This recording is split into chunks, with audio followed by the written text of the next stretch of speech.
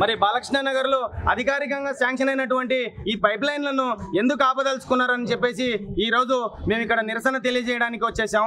ఈ రోజు అధికారుల దగ్గరికి వెళ్తే అక్కడ ఉన్న ఎండి గారు కానీ జిఎం గారు కానీ వారు ఒకటే మాట అంటున్నారు, మీ స్థానిక కార్పొరేటర్ గారు మాకు అక్కడ పనులను ఆపమని చెప్పేసి మాకు లెటర్ ఇవ్వడం జరిగింది, మేము అందు గురించే ఇక్కడ పనులు ఆపుతున్నామని చెప్పేసి అంటున్నారు. మరి ఎందు గురించి ఆపాల్సి వచ్చింది ఆ వివరణ కొంచెం పబ్లిక్ కూడా తెలవాలి కదా, ఏ విషయం పైన ఆపాల్సి వచ్చింది.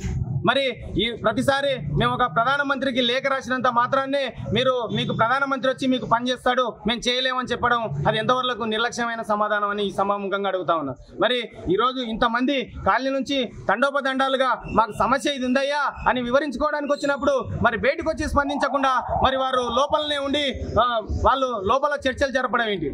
వాళ్ళు చెప్పాలనుకుంటున్న మాట ఏదో పబ్లిక్ ముందర వచ్చి చెప్తే బాగుంటుందని చెప్పేసి ఈ సభాముఖంగా మేము తెలియజేసుకుంటా ఉన్నాం. మరి ఈ ఓట్లేసిన ప్రజలకు అభివృద్ధి చేయాలి కానీ అభివృద్ధిని అడ్డుకోవడం ఏంటని చెప్పేసి ఈ సభాముఖంగా అడుగుతా ఉన్నాం. మరి ఈ రోజు జరుగుతున్న అభివృద్ధిని మాత్రం మాకు శాంక్షన్ అయిన పైప్ లైన్ మాకే కావాలని చెప్పేసి మాకు ఇక్కడ అందరం కూడా ముక్తకంఠంతో మాట్లాడడం జరుగుతుంది. మరి ఈ రోజు శాంక్షన్ అయిన పైప్ లైన్ వదిలేసి శాంక్షన్ కాని ఏరియాలో ఎట్లా వేస్తారయ్యా అని చెప్పేసి అధికారులను అడిగినప్పుడు వాళ్ళు ఒకటే మాట చెప్తా ఉన్నారు, మాకు ఎక్కడైతే శాంక్షన్ అయిందో అక్కడే వేయడానికి రైట్స్ ఉన్నాయి తప్ప దీన్ని మార్చడానికి వీల్లేదని చెప్పేసి వాళ్ళు వీరికి చెప్పినప్పుడు వీళ్ళు మేము నాయకులం మా మాట వినుకుంటే మీకు మీ ఐఆర్ఎస్ ఆఫీసర్లకు ఫిర్యాదు చేస్తామని చెప్పేసి వాళ్ళని బెదిరిస్తా ఉన్నారంట.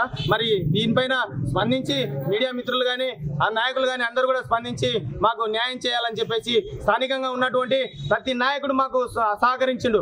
ఈరోజు మాజీ ఎమ్మెల్యే ఎన్విఎస్ఎస్ ప్రభాకర్ అన్న గారు, ఇప్పుడు ప్రజెంట్ ఎమ్మెల్యే శ్రీ బండారి లక్ష్మారెడ్డి గారు, అదేవిధంగా కాంగ్రెస్ పార్టీ ఇన్ఛార్జి మందమల్ల పరమేశ్వర రెడ్డి గారు, అదేవిధంగా మొన్న ఎంపీ గారు ఈటల రాజేందర్ గారు, వీరందరి సహకారంతో ఈ రోజు మాకు శాంక్షన్ అయిన డ్రైనేజ్ పైప్ లైన్ ను మరి మీరు ఉద్దేశపూర్వకంగా ఆపడం వల్ల మీ ఉద్దేశం ఏమిటని చెప్పేసి అడుగుతా ఉన్నాం.